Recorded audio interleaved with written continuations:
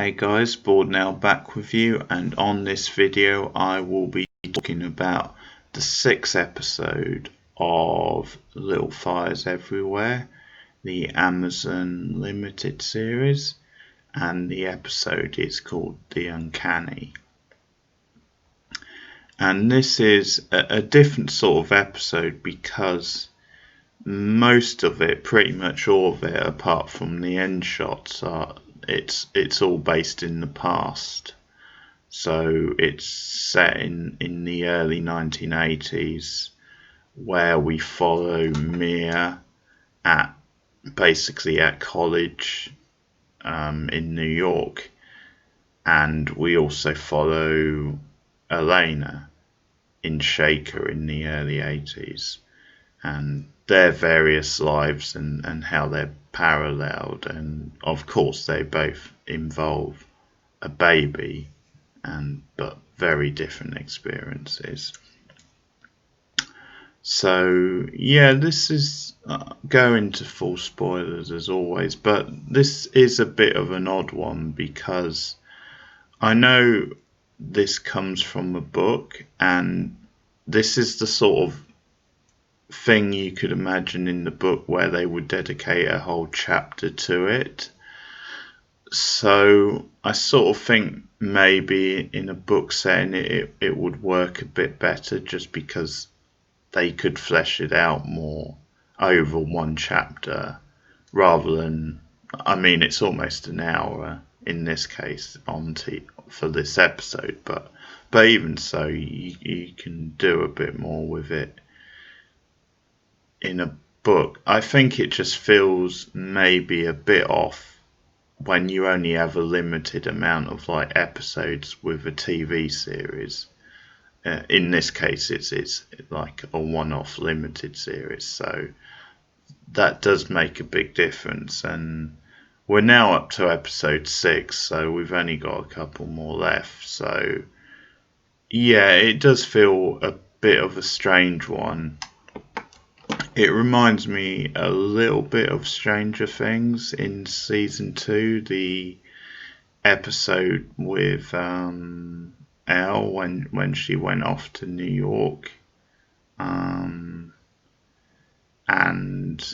that was only about 3 episodes before the end of that season, and it's an episode that really divides people. I'm definitely, I think, with the majority, I should say, on that one, whereas I'm not such a big fan of that episode. But this does feel like something similar, where obviously in previous episodes of this series we've started off with a flashback scene, but then we've spent most of the episode in the present with the characters in their, in their current phase, if you like. Whereas this episode we spend pretty much all of it in the past with the younger versions. And it's not to say then what they're doing isn't good or anything, but it just feels a bit off, the fact that we spend the whole episode with these younger versions of the character and not getting into the storylines in the present, because of course it is focused on the younger Elaine, also the younger Bill, as well as the younger Mia, rather than obviously you've got their children now in the present who have their own plots. But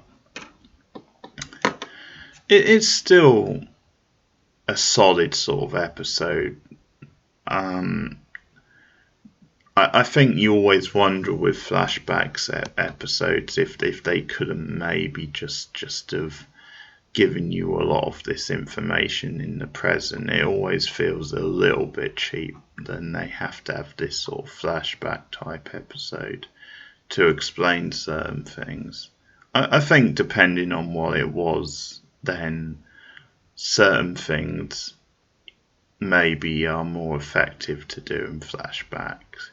But yeah, maybe to do a whole episode like this, and at times the information doesn't seem that sort of amazing, that big a reveal, then you couldn't have just told it in the present. But it's still a solid enough episode. I still, it was fine watching it, and I was quite interested in what was going on for most of it.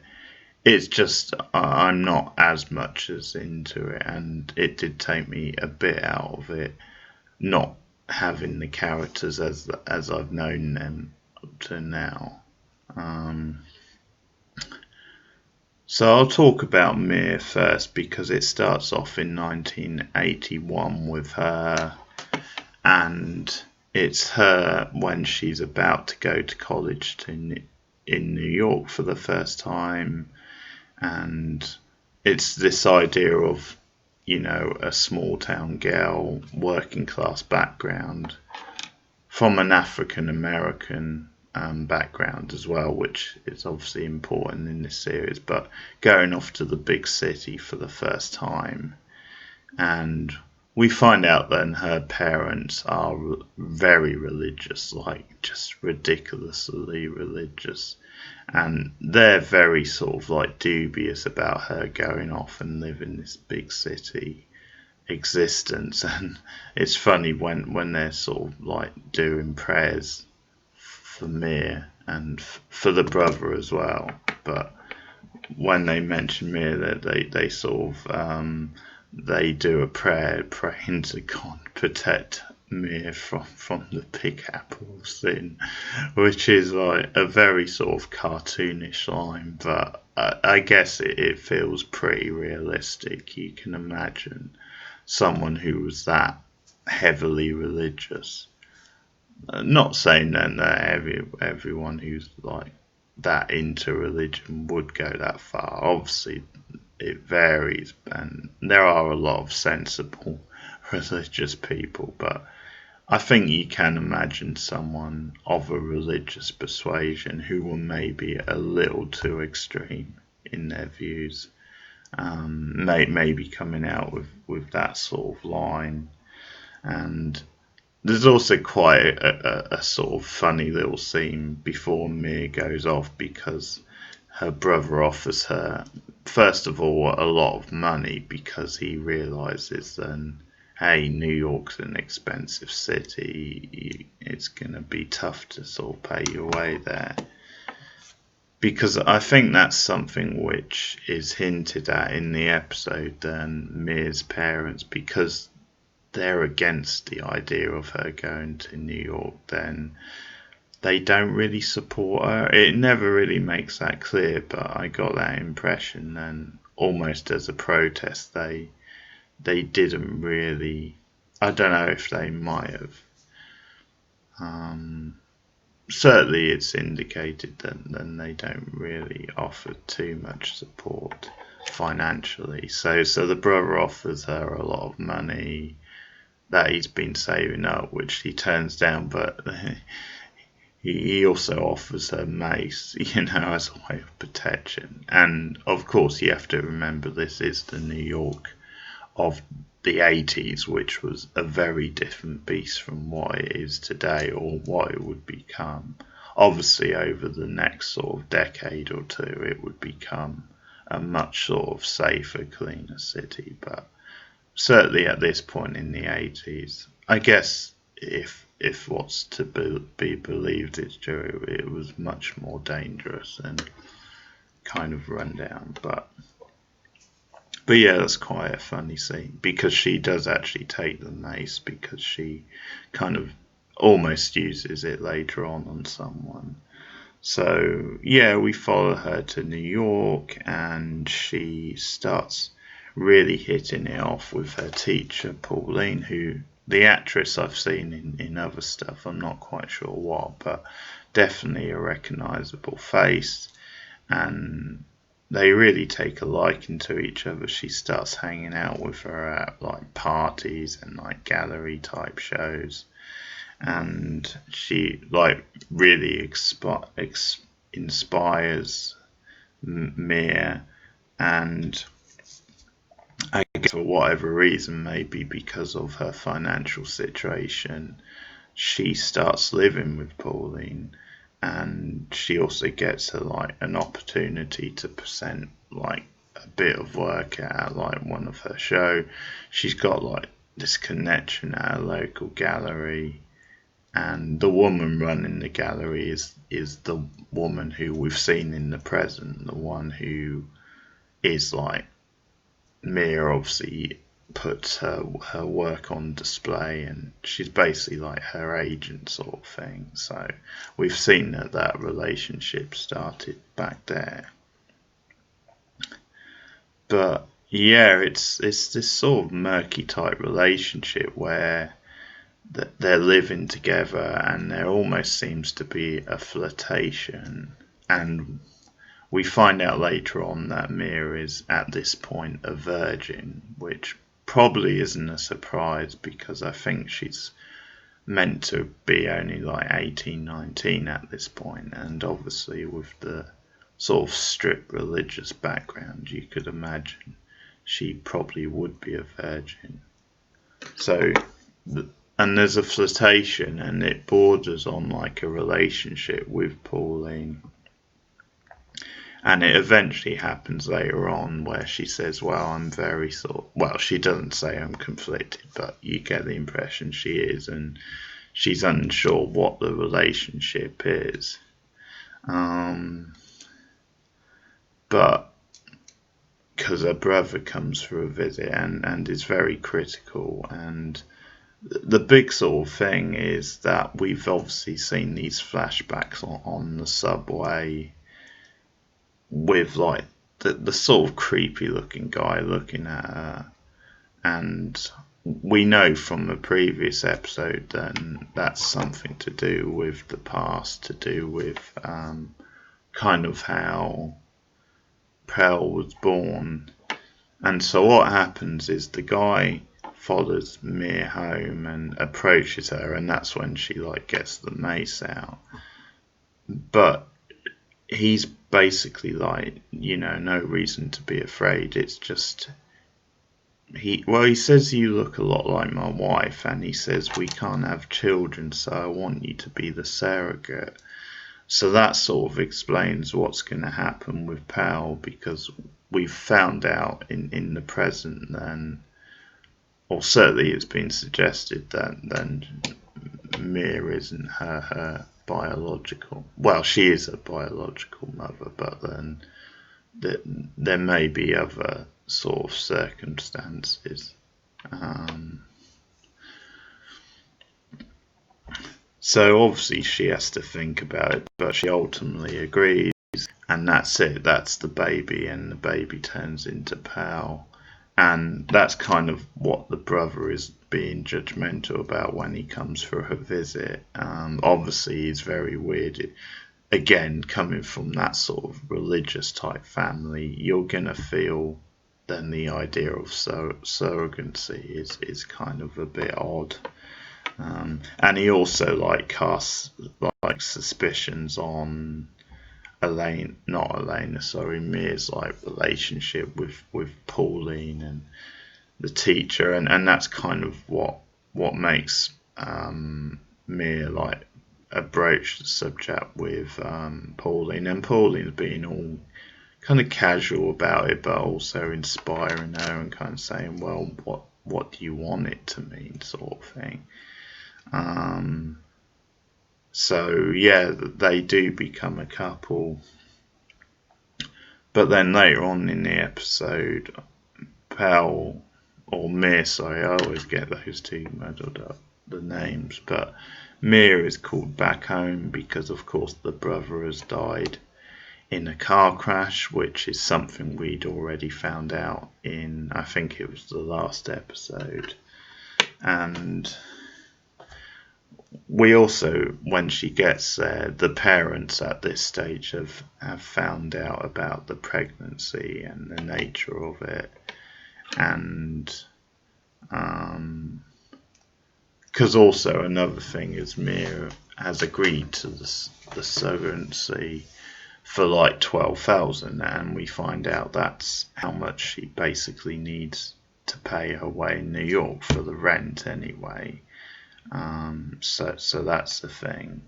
But the parents have found out, so when Mia gets home for the funeral, they basically say, we've decided, sorry, you can't come to the funeral because of your sin. They've obviously, again, being very strictly religious, they've judged her for this. And I mean, it's a little strange, isn't it? Just inviting her home almost for the funeral, just the fact that to let her know the brothers, had this accident and died, and then saying you can't come to the funeral. But I guess I think that's meant to be like manipulation on that part. It's like, oh, you've got to come home for the funeral, but then, hey, no, we'll use it to kind of get across to her that we disapprove of her actions. So it's obviously a really hurtful, distressing time for Mia because she can't go to the funeral.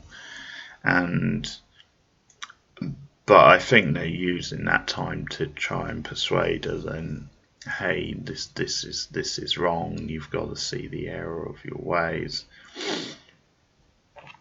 And time goes on, and we actually find out later on that it's like 2 months later before Mia goes back to New York, and she only goes back then because she kind of like escapes. She like decides one day to like drive away. Now a lot of that we don't see with the parents, so I don't know if they were trying to keep her there or whether it was just, but that's certainly how I read things. So she goes back to New York and she has the baby because it's around about that time. And then she calls Pauline's apartment, but she gets the gallery owner, and it's revealed then in the 2 months she's been away that Pauline has actually died. She had a form of cancer, and obviously at the time Pauline didn't know she was going to be gone for 2 months, and didn't want to tell her over the phone, didn't want to like worry her, sort of thing. So there you have it. That's obviously another dramatic sort of twist. And Pauline, or the gallery owner, says, well, we both loved you, and you've got my support in any decision you make, where you end up. And so this is when we sort of see Mia drive away from New York, leave the city, and she leaves. I mean, it's a few months down the line because Pell is no longer a baby, but she obviously decides to leave with Pell rather than obviously give Pell to the family, sort of thing, the couple. And that's when we get a brief like shot of the present with them arriving in Shaker. So that's pretty much Mia's side of things.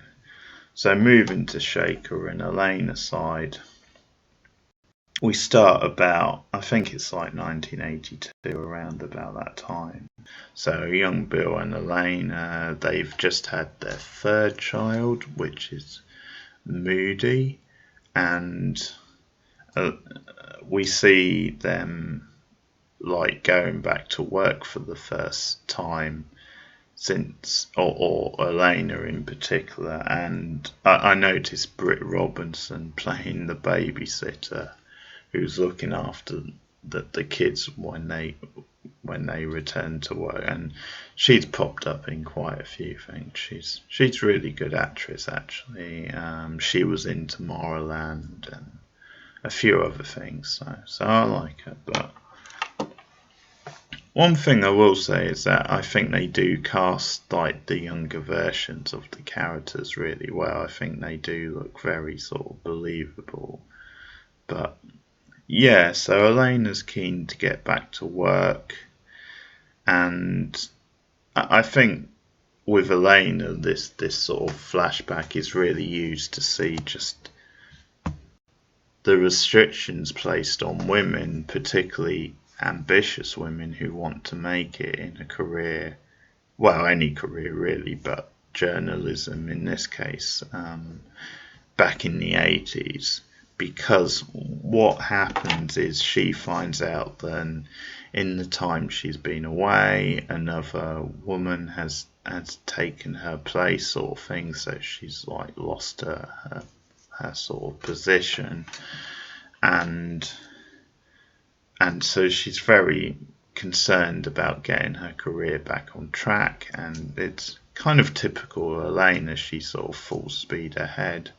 So she goes to her doctor and insists, that then she give her a birth control pill, which is obviously she's doing this behind Bill's back. And it's almost like, yeah, she's just had a third child. She's returned to work and she's anxious to make sure she has no more children.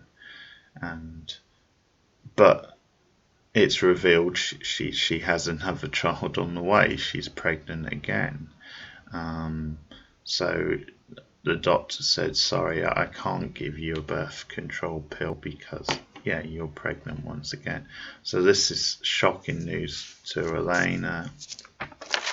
And she goes to her mother, and this is a good sort of insight of the attitude at this time and of this sort of like family maybe, and the mother in particular, because the mother has a ridiculously old-fashioned like attitude towards like careers and women's and like having children and stuff.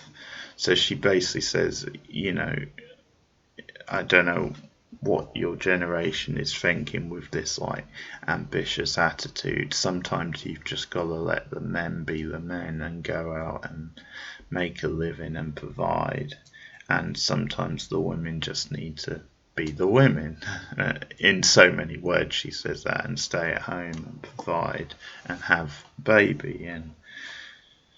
And yeah, she kind of says, yeah, there's nothing wrong with you having a fourth baby. And it's sort of what Bill says as well. Bill kind of says when he finds out later, oh, this is great, we're having another baby. And he kind of says, well, there's no real difference between having 3 or 4 babies. And so it's all about, in a way, Elena's entrapment and just the lack of options, and she just becomes like we see her have the 4th baby, which is obviously Isabel, and we see it really overwhelm her because she's tasked with staying at home, being a stay-at-home mum, and Bill, continues to work. So then Elena randomly calls her ex-boyfriend, Jamie, who we saw in a previous episode, and she's really frantic and upset, and she meets him in the middle of the night, gets him to drive and meet her sort of halfway, and they go and have a drink. And I think what this scene is really getting at is this idea of what could have been, because we've seen her and Jamie in the past when they were like students, and it's mentioned here, what if she made a different decision? What if she'd said yes to Jamie's offer? What if they'd stayed together? Maybe she could have had the really high-flying journalist career, and not been tied down with the family and stuff like that. And things kind of escalate. Her and Jamie have a moment and they end up sleeping together. And Jamie then, he kind of gets carried away because he says, let's do this, I want you back, sort of thing. And he almost kind of paints this idea of, well, maybe it was a mistake. And so it's getting at that sort of idea, how Elena's life could have worked out a bit different if she'd made a different decision. And that's obviously something which a lot of people think about. And I think certainly coming from a very conservative background, I think maybe Elena is sort of penned into that a little bit, which we certainly see in this episode. But she seems to be in denial when it comes to what Jamie's saying. She kind of blows up and just says, "Oh no, I came to you, you know, to be with you, to share, to talk and stuff. I didn't come with you to you for this, and I'm actually happy with my life." And she kind of storms out again. So there you have it. I think that maybe shows that there's going to maybe why there's further tension now between her and Jamie when they met in the previous episode. But there you have it. So that's pretty much the episode. That's the 6th episode now of Little Fires Everywhere. And I'll be back soon with episode 7. Let me know your thoughts on this one in the comments below. Let me know what you thought of the series or have been thinking if you've been watching it all the way through. And I'll be back with more TV reviews soon. But thanks for listening and goodbye.